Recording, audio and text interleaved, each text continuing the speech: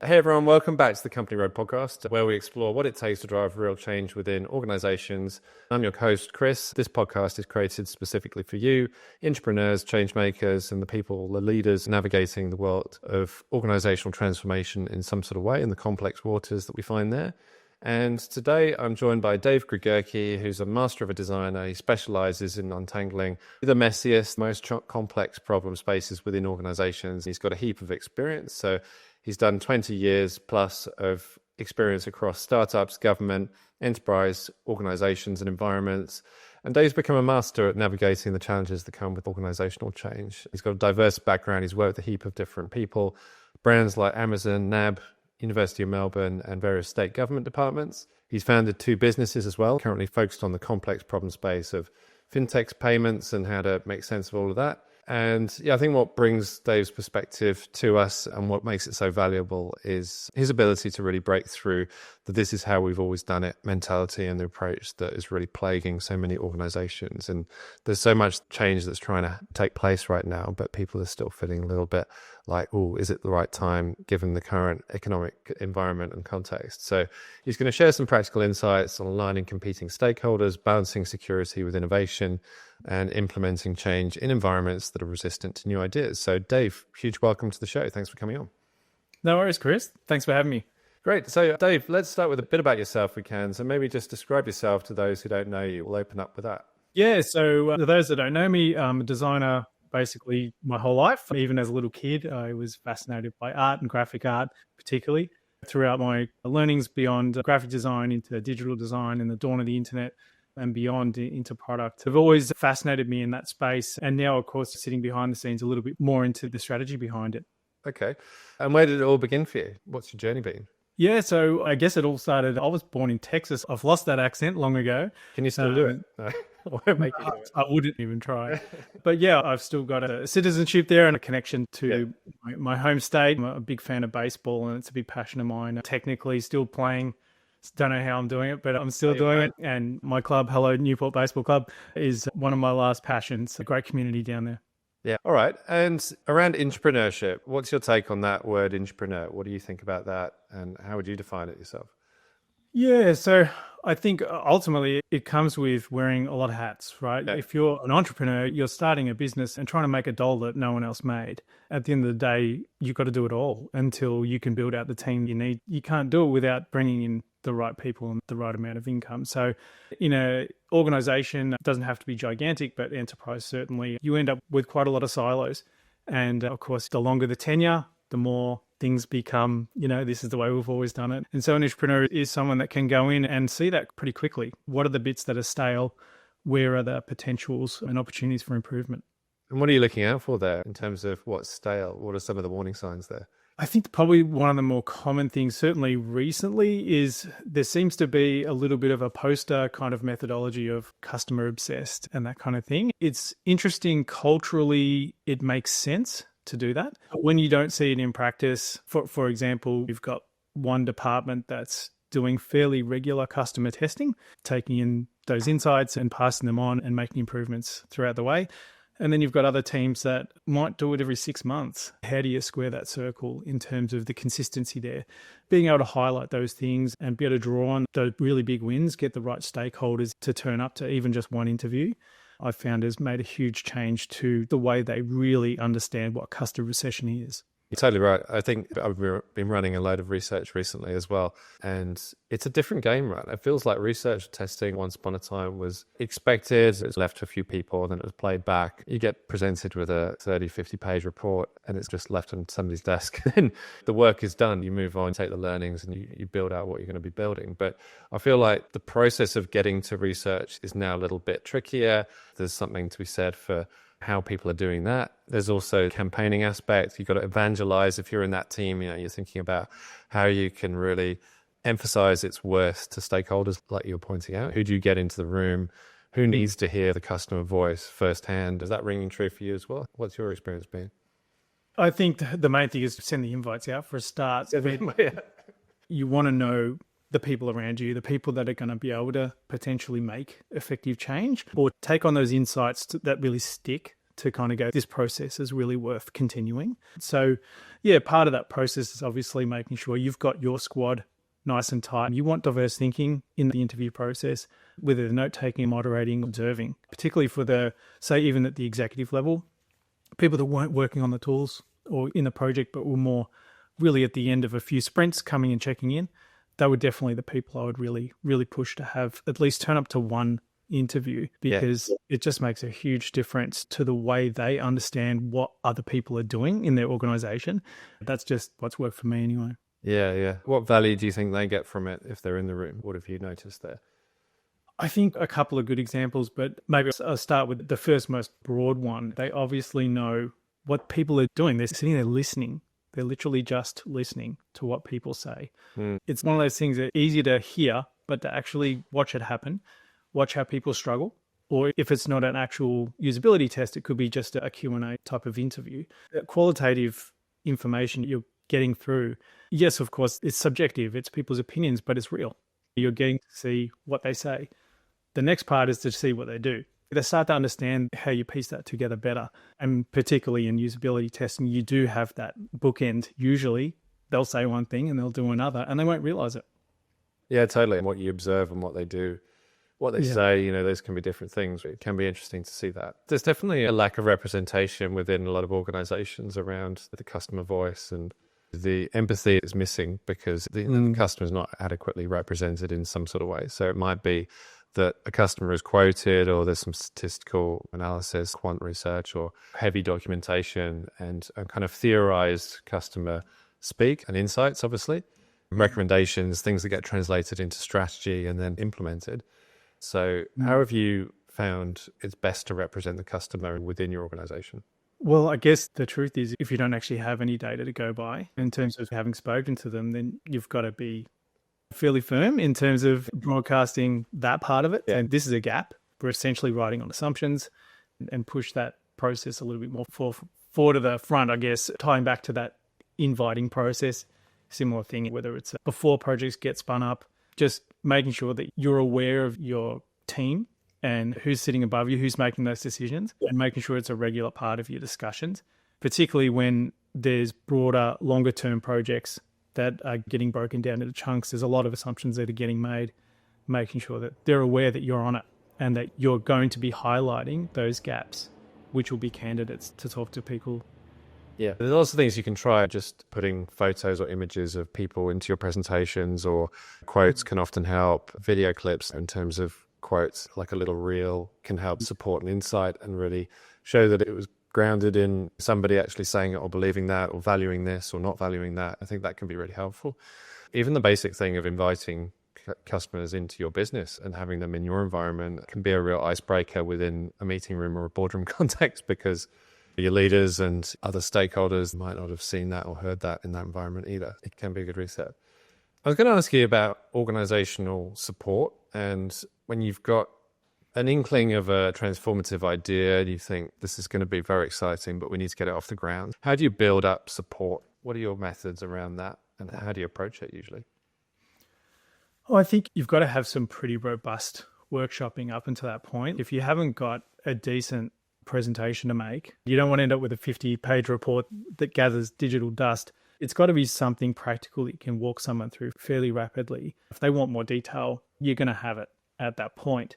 But the key stakeholders I'm talking about, say in my time at a NAB, where you're working very closely with the product lead and the tech leads, just making sure you're trying to really distill everything you can as early as possible as to what are we focusing on, get that problem statement sorted and take that forward. Make sure it's communicated as well as possible so they can ask as many questions as they want to.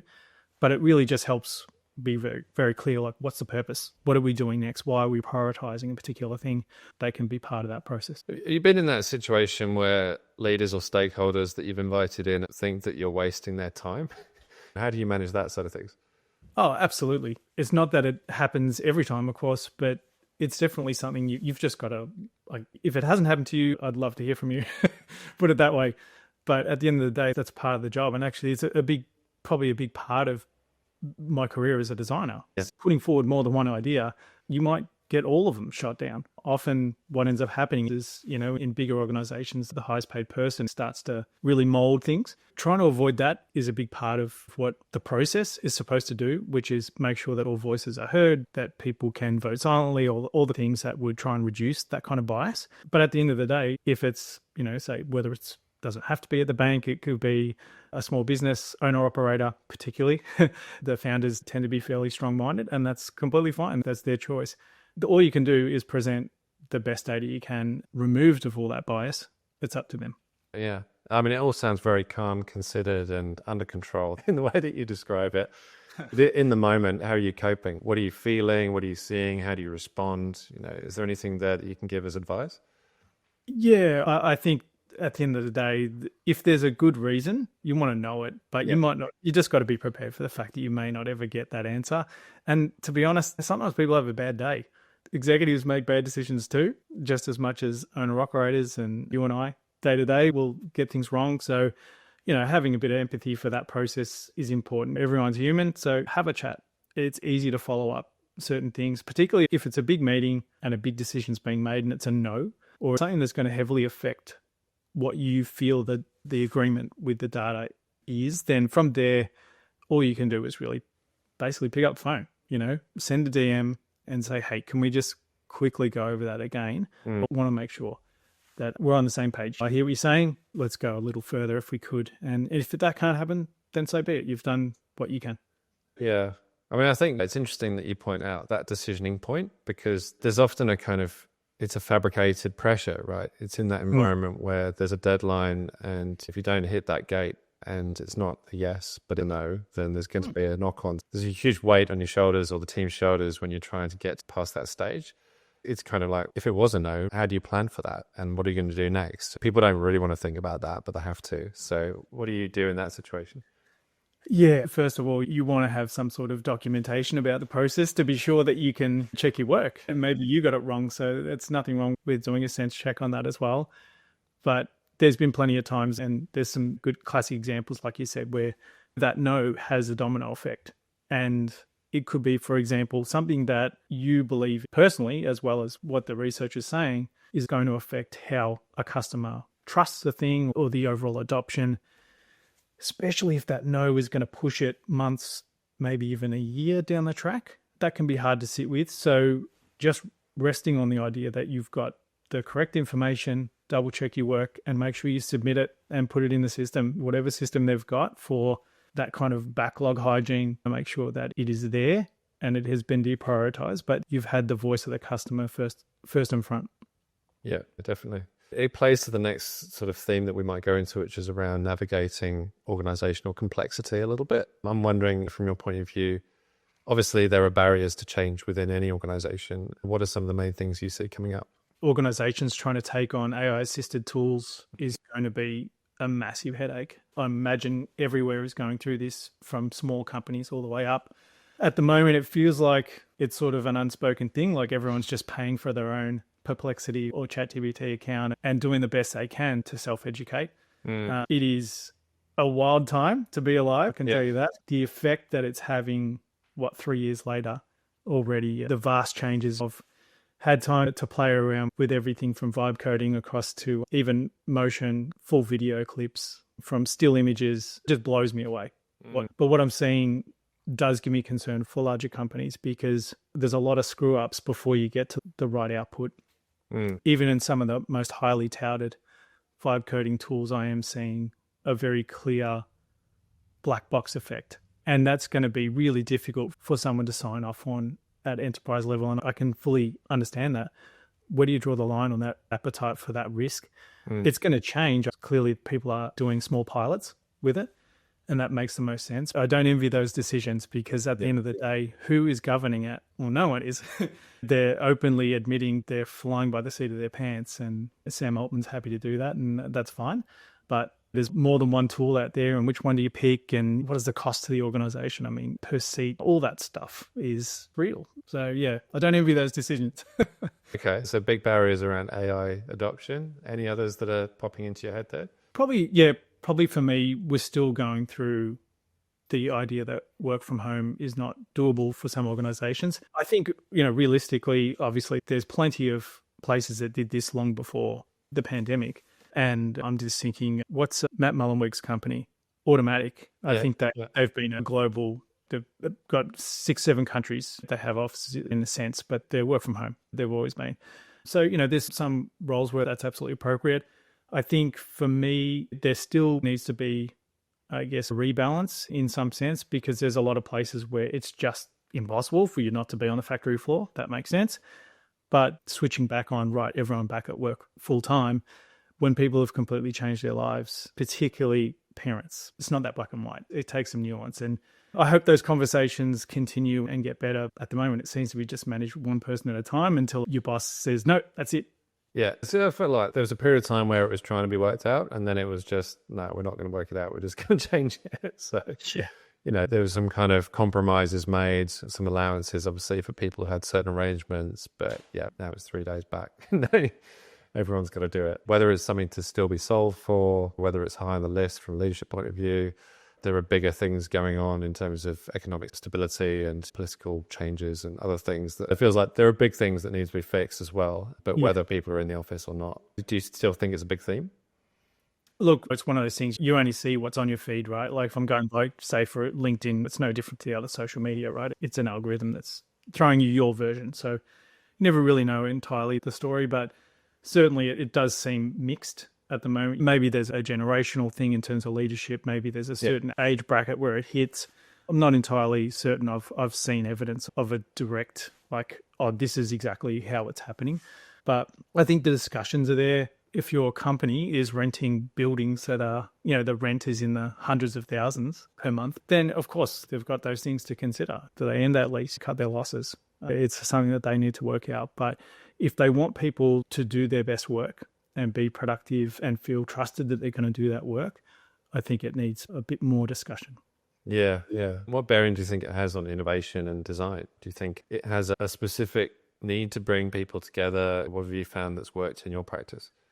Yeah, I suppose my bias is going to come from the fact that I've been doing it in person my whole career. So for the younger folk out there that maybe were 5 years in and then had 5 years disrupted, that's not much, is it? So they will have had those workarounds. I remember doing digital design and supporting customers, trying to actually fix their logins and, all the classic stuff where you're like, you've built this thing for them and you just do a screen share and they've actually just got caps lock on, the classic stuff. But you just you couldn't do that over the phone. So those tools came in fairly early, but I never considered what we'd end up doing and actually replacing every single thing that we were doing in communication with a group meet.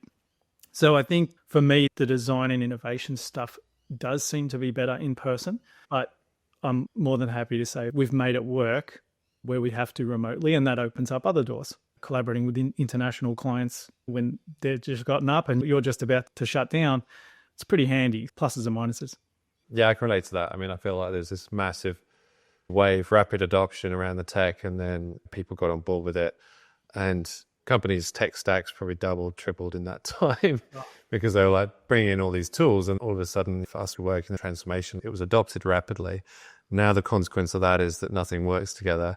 And they're still trying to fix it with one tool or this tool or that tool. You bring it in, but cohesively, it doesn't work across the organizations. Everyone's using different things and it's all splintering. And some people have got a different understanding. Levels of adoption are kind of varied across the organization. Not everyone needs to use it. The whole SaaS world and landscape, interesting in that respect. Exactly. It doesn't matter if it's $5 a month. If you've got 50 of them, it gets untenable. I don't think that problem's going away anytime soon. This is where 37 Signals comes in and usually pipes in the chat. Jason Fried will drop his little comment like, that's what Basecamp's for. Keep it all in one place. Yeah. That's what this is for, and it's my product. Exactly. But that's the truth. If you really could do it, just do everything Microsoft. Sure. Yeah. Great. That's awesome. But I don't know of any place that has just one. Yeah, I mean, it ties into maybe the next point, which is around the approach to innovation, and that's how we've always done it. And how do you move past, break through some of those habitual behaviors that sit within organizations, not just at the leadership level, I'm thinking more broadly, because it feels like sometimes. So what techniques have you been using to help overcome some of this entrenched thinking and approaches there? Yeah, so I suppose back in volcanic days, the benefit of running the workshops early with each customer gave you that really intimate experience that they were likely new to. So that wasn't so difficult. What I found at bigger places and bigger clients is you will get that same opportunity, and the landscape inside will be different politically. So there can be that, but why do we need to do this? We've already got the idea. They've already worked out the solution, right? So having the experience to break through that and just to get through the process, make sure it's sharp as well. It's got to be a fairly quick process with a clear agenda, and setting expectations immediately from the get-go, not just from the fact that they may not have read that agenda, but you read it out again when you kick off. Introduce people, give them an opportunity to express if they've got concerns about what they're expecting to get out of it. But yeah, the biggest example that I can imagine is walking into a place and, squad one, you've had your discussion and everything's fine. They're running agile. The next one is running waterfall. And the guys running waterfall, they're so used to that process. They've got so long to deliver the thing and then find out whether it was actually the right thing or not. They've skipped the usual, what I would say is the modern way of doing it, and missed those opportunities to actually, even if it's a paper prototype, do something you get in front of people. Where did you get this information? And try and reverse engineer their product knowledge to look at, well, was this just literally someone just filled out a form and they just had to submit that by a Tuesday, and that more KPI based kind of thing. And as opposed to no, we sat together and, it's crazy. We went in there thinking this is the thing that we were trying to work out, and it turned out that wasn't it. And that's what we moved forward with. 2 weeks later, we've got reasonable evidence to say that was the right one. Again, you go on the pathway that the data points you to. Yeah, I mean, there's a lot of focus on the what and the how. Sometimes it's not so much about the do, but the do can really inform the what if you flip it the other way around. So if you work that system within a larger corporate? Yeah, so certainly at NAB, it was a pretty awesome opportunity to work with a bunch of people who were definitely squads that had done design sprints before, or similar types of workshop structure. And that was fantastic. It made things a lot easier to get started. Think about examples where there was clear resistance from the beginning in terms of trying to book the people in. And even if you were actually brought in specifically for a given need, we had the opportunity to actually pilot and cement in a real discovery phase, which weirdly wasn't in this particular area. It was a really, really cool opportunity to do it on the fly in live projects and get it in. Okay, there was literally one project where we stopped and we started again. And we went back to what I would say is the right way to kick off. And that was an interesting one because not only were we doing that sort of live, but I suppose in a sense we were kind of training each other, but I was trying to get people into that mindset of this does not need to take very long, but these boxes need to be ticked. Sometime later, we had a very robust, essentially, they called it a different name to what you and I would probably be happy calling it. But the point is it was cemented as a must-have at the beginning rather than halfway into the build. They were kind of doing it before. And even then, they weren't necessarily doing it with a way that would be able to have the ship turn around if it needed to, if that makes sense. So you're sort of set up for failure if you did any research after that anyway. Yep. So what I found over time is that absolutely did work. And myself and one of my peers were able to run those pilots continuously for a while until it became the norm for that particular area. And then from what I've heard, it's become standard across the organization, which is fantastic to hear, right? That feels like progress. So the next part is, what are people building for those organizations? You're looking at years often for the bigger things. I've seen some incredible stuff turned around in 6 to 12 months, which would be unheard of at NAB prior to that. Based on what I'd heard, you can just imagine the spaghetti of difficult dependencies that they have. Something like 2,000 different systems that they have to deal with. And certainly you would say at least, God, it could be at least 100 mission critical. So it's not so easy to just turn a new thing on or put in a new integration. Geez, it took 9 months once just to get an external team onto a Teams chat. So, it's a little slower than you'd like. Yeah, I mean, that's it. I mean, if you break down that, there's obviously quite a few facts to consider. Anyone in the outside world would wonder, if you're just you and I talking as designers, we wouldn't really understand how that would be possible, that it could take so long. But obviously there are many, many things to consider. The other thing is the constraint around the status quo. The way it's always been done is process and methodology. Large organizations and teams feel comfortable with methodologies. They want outputs and they're quite focused on KPIs and outcomes as well. Yeah, it feels like the methodology is like a safe space to get behind, because as long as you can agree to the method, then you'll get to the outcome, and that feels like it's a good thing. So in the case that you're describing, that was in a way challenged compared to how people are used to working. What do you think the key or the secret to unlocking that was in flipping from one way of working to another? What made it possible, do you feel? Oh, I just think you just got to do it. I think it's important to stress as well, the guys that were doing waterfall, I would have been exactly the same, because that's the way I was allowed to work and I was brought up in that structure. And if I'd been doing that for 15 years, not known anything else, that's not because they want it to be the old way. They don't know that, right? So it's important to understand when you're going in, if you're able to give people that upfront agenda of a breakdown of the things we're going to do. And ultimately that was what came out of this pilot, is we had a really nice blend of the things that they were familiar with the things that they had then had some experience with. That was turned around quite quickly. Everyone understood what was happening at the end. Everyone was aligned. It was like, you know what, we decided that's rubbish and we're not going to do that, or that's really cool and we're going to push for this. And they were able to pitch with something they'd all had a shared understanding with. Certainly taking that beyond the enterprise thing, I wouldn't go any other way either. It's just enhanced the breakdown of design sprint ideas. In fact, I actually just got Jake Knapp's click just got delivered yesterday. I can't wait to get into it. But that short form methodology of, it doesn't have to be perfect. We just need to know, is it a real problem to solve or not? Do people understand what you're doing? Depending on whatever you're prototyping at the end is huge, but didn't just have to be physical products. It could be other things. It's a really good process. And I think if you give it a short wind of, say, 1 week is enough for people to really start to feel comfortable with the process.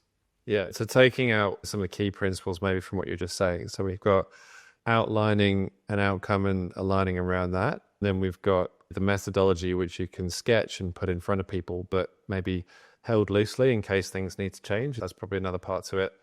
And then probably not with a totally new approach, but blending it with some things that people are already used to working with in methodologies, and not just changing everything all at once. It feels like that would be helpful too. Absolutely. Yeah. Jargon's another good one too. So you can get stuck in those checklists and people don't know what the hell you're talking about. So yeah, just make sure you're speaking the same language. Yeah. Discovery process, it gives a mixed perspective sometimes. A lot of people think it's an indulgence. It gets a mixed bag of reviews, right? So some people love it, some people hate it. But hugely valuable. Some people think it's really drawn out and then they just want to get to the do, So how have you found that balance working for you? You know what, I don't know if you remember this Simpsons episode when Homer designs the car. Yeah. For me, that's the end result of just doing it the old way. There's a lot of disappointment with that, right? Not to mention they didn't sell more than one, I don't think so. But I think the other key thing is with these processes, yes, it might feel like an indulgence for people that haven't done it before, but the power comes from what you get out of that short period, because you don't have to polish the presentation into your 50 pages and you don't have to necessarily do that. I mean, you just have them turn up. Be there for day 1 and day 2 for a design sprint scenario. Wednesday and Thursday, not necessarily for them, but depending on how quickly you do it, you can have them turn up to those interviews on Thursday or Friday, depending on how you're going. Yeah. I mean, I often see it as a necessary hygiene step. It's like brushing a really knotty head of hair, on your kids, but you can't get to a sense of order. And I think sometimes the confusion within the stakeholder landscape, there's a lot of discussions. Everyone's talking about conflicting priorities and you don't know what's going to surface to the top. But I think that process can really help crystallize some thinking there. And it helps people understand what's important or less important. The prioritization is a huge part of it in seeing what the most valuable problem to solve is, really. So yeah, lots of good stuff from there, I'm sure. It's interesting. One example of where we had really effective data to say that actually we didn't have something to solve. This hypothesis going in was businesses needed X.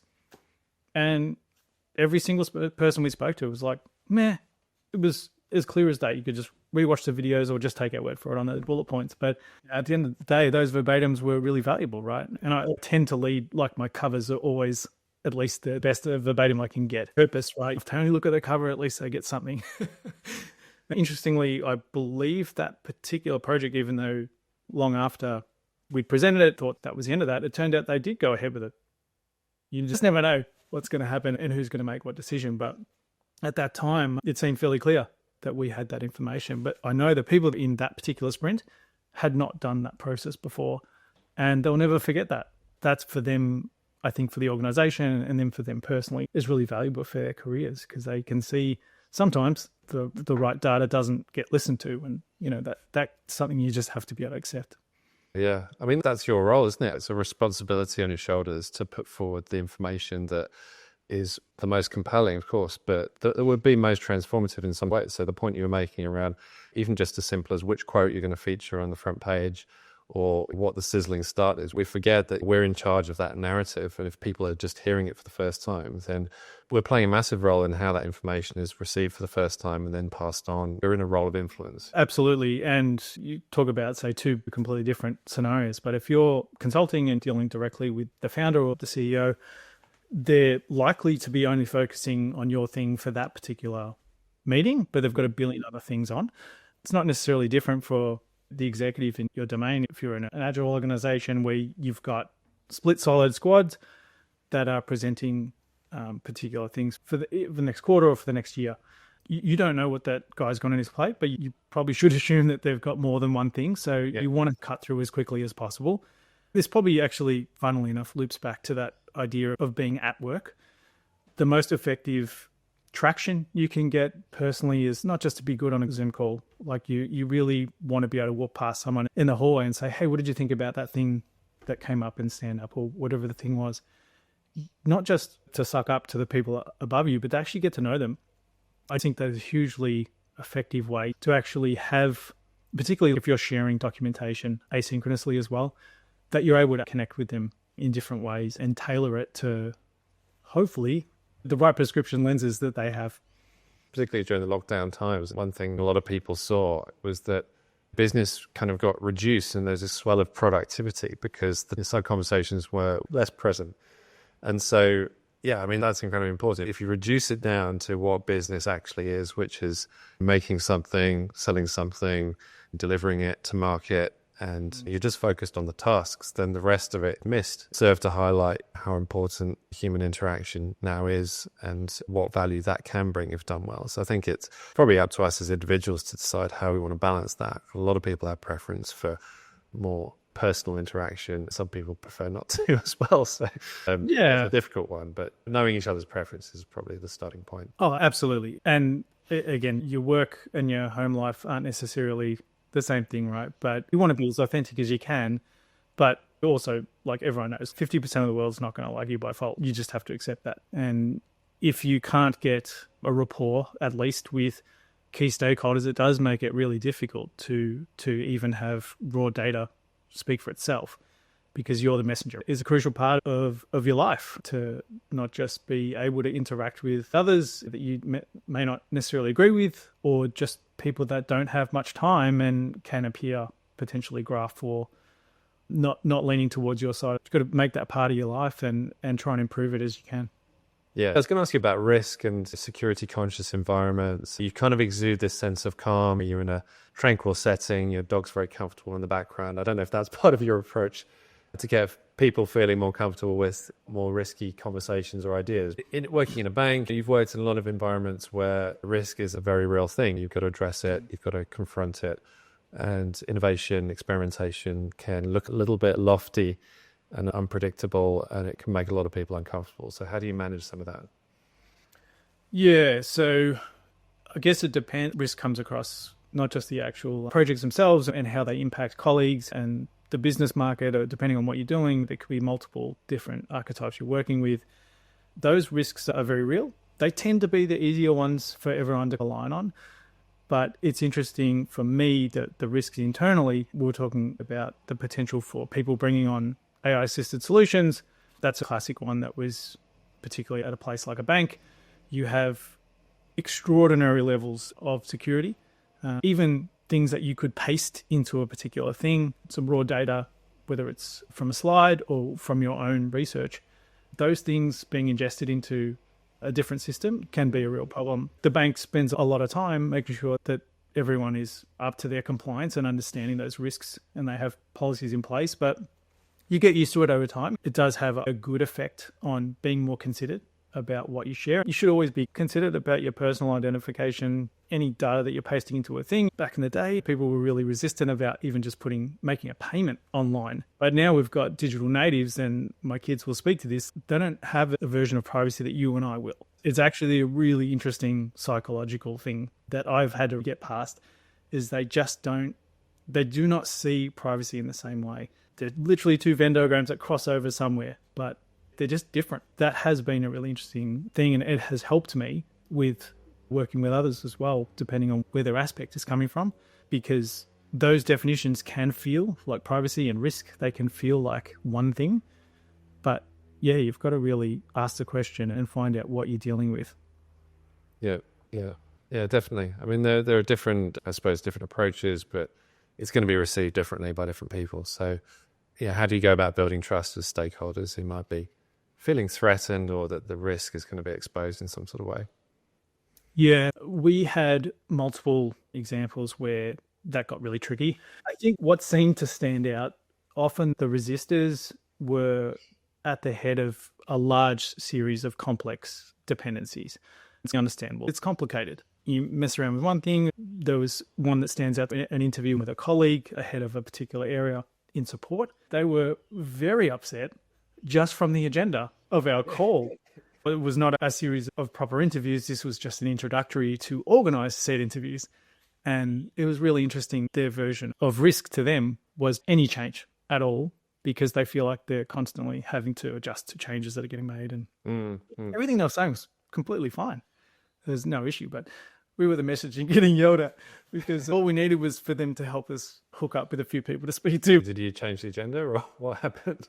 No, I thought it was really important for them to have their say, and it was easy for us to pass that on too. Like, there was some very real concerns about increased workload in the end, which I think a lot of us can relate to. It's okay, cool. So you've just gotten used to, say you're a Google person and now you're a Microsoft person, and you're switching between those different setups. Whatever the thing is, you think, oh, it's super simple, but people get really frustrated when they have to do this stuff. And at scale, like if you're on support and you've got quotas to meet in terms of how many calls you're taking and all that kind of stuff, and you're managing a whole team, and you come in and say, oh, by the way, we've got this new thing that they're going to have to add, not replace, add to their plate. Different story. So hearing that and passing that on was actually really valuable. You've got to be ironclad with your taking of critique, especially when it wasn't us causing this change. It was us simply researching as painless as possible. Well, it started out painful, but that's okay. That's kind of part of it, right? So yeah, we're able to pass that on, but you can't always fix these things. It was the same with fraud. We spoke to fraud, and every single time their headaches are very different from yours and mine, Chris. And I think you can't look past this human element again, because obviously the process, the systems, the tools, the platforms, I mean, it gets into the world of the rational quite quickly. Once that's changed, it feels like it's a little bit fixed. And then all of a sudden, the new program work that comes in from the side and you're not expecting it. And actually having those human connections, relationships, and being able to help people through those steps is really important from a connection point of view. And like you were saying, everyone feels like just the language you're using around feeling that maybe a little bit vulnerable, a little bit victimized. You wouldn't understand that. You wouldn't pick up on that nuance if everyone was just on the screens and working off the technology without that human interaction as much either. So, introducing human connection point feels pretty important during those times. Yeah, that's right. I guess another interesting parallel risk version that came across was operationally just trying to communicate between multiple parties. We had a particularly odd setup where there was multiple third-party vendors, but they were potentially competitors. So it made sense that we couldn't necessarily be on the same chat channels, but this was similar to that story I was saying before about taking 9 months to get on Teams just so you could do instant messaging. Yeah. What do you do? Like you got to work around. For example, we have firewalls on things like sharing Figma in certain ways, like all the normal ways of working that we had for every other project. Just kind of 70%, and then you just got blocked. And we had to work it out on the fly. But the risks there were certainly draining people's clocks in terms of wasting a lot of time trying to screw around and make Excel in work like Figma, which is insane. Yeah. The only way I knew how to get every single person with their tech stack to work was like, okay, we all have Excel. Can they type? Cool. Awesome. So doing your best to try and take the great things that come from a shared whiteboard experience like Figma, but in this particular case, it was service blueprint. So it was a little bit more practical to do it in a matrix, but it's not always going to be that way. Those are odd risks that I didn't necessarily think I'd ever come across, but the risks to those vendors in terms of potentially sharing certain information that they may not even know they're doing. So it's, again, another great reason why we should be really, really careful about what we paste into chats and talk about when we don't know necessarily who's on the group call. Yeah, you forget how easy the technology has made it for certain teams and departments, but then adoption is not always there. Even with Miro, some straightforward whiteboarding tools or this or that, not everyone's used it. And I think as leaders, facilitators of some of those interactions, we can sometimes forget that not everyone's on board with it. Breadth of experience, some people will know about how it ran before those things existed. I remember organizations, even just going 5 years back, were flat out refusing to use Slack and instant messaging. They just didn't want to use it. They were using email, and it was all kept and maintained that way. You find workarounds, but unless those steps are introduced into your process, you just assume that you can use the latest stuff, but often isn't possible, particularly within certain organizations. So I think it's a really good point to make around how to set up for success from the start. What are you going to be using? What are some of the lowest common denominator tools? What can people use? Everyone can access it, that kind of thing. So, really good point. We just finished on a bit of a point around implementation and then looking beyond into future-proofing a little bit. Have you got any thoughts around how to make things stick? You've obviously introduced change through the process, and we've talked about how to do that sensitively and human way. How do you sustain momentum in how you work, and how do people still continue to take on some of the practices that you've showed them, that kind of thing? Is there anything in that space that you want to share? Yeah, I suppose instinctively the answer is that you're just leading by just doing. The ability to not just share what you're doing when people want to deep dive, when they actually go, no, I still don't get it. That's going to be huge. Your communication is crucial, obviously, not just as a designer, but the process is the ability to try and have, I think you mentioned this before, and it's so true. You're going to have your outline, you're going to have your framework, but what actually happens on the day, no one knows. And that's the beauty of it, right? You're essentially all guides to the data. You're just guiding it into this little funnel and then you put a lid on it. It's kind of amazing for people to experience that firsthand, especially when they've never done it before in an organization. So providing and making sure that they have really easy tools that they can share. And again, we talked about whether they have access to Figma or Miro or whatever the licensing is. Make sure that there's a way for them to carry on that work in the same way so that they can benefit from those new learnings, because the stickiness comes from being consistent over time. You take design sprints into AJ and Smart, and AJ and Smart go, you know what, actually we can knock a whole day off. And that's what happens. You provide a framework, some will innovate, create a nice polished round corner that wasn't there before, and it just makes sense. And you're like, cool, we're doing this now. And that's progress.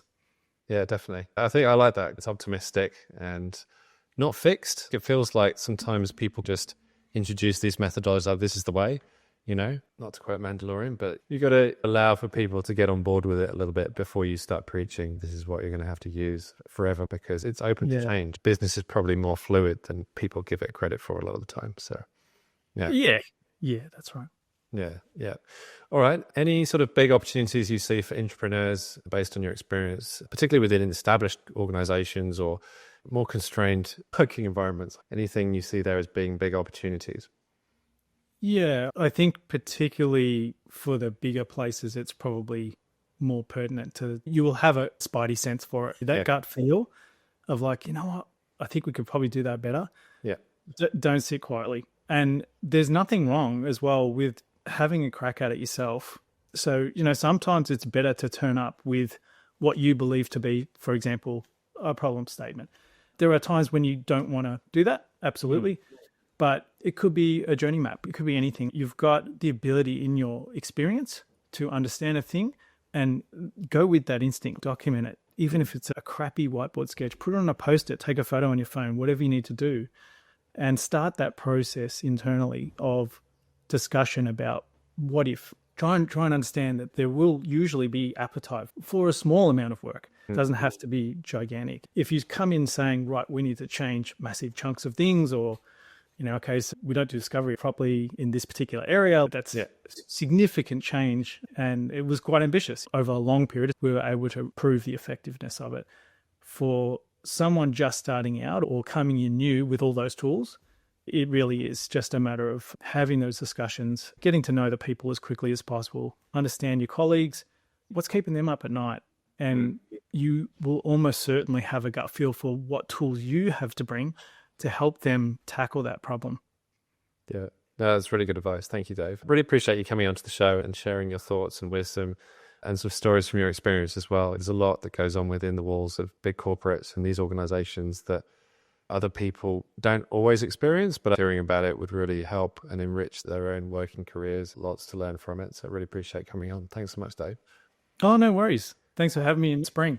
Yeah, exactly. What is your secret to keeping so calm? Just one more thing. What are your coping mechanisms? Oh, at the moment, it's this lovely rec room that I took a couple of months off last year to turn our carport into, put 4 walls on it and actually make it into a proper separated studio away from the house. Yeah, nice. And it really is a little bit zen. I mean, I'm feeling that. And I think the environment definitely affects how you work and how you think and everything else. So really, really good. Hey, if anyone had a question and they wanted to get in touch, how would they find you? Yeah, so LinkedIn's definitely the simplest way. You can direct message me there or check out my links and bio from there. Yeah, perfect. All right. Well, thanks so much for coming on the show, Dave. We'll leave it there. Thank you. Yeah, no worries, Chris. Good on you. Thanks.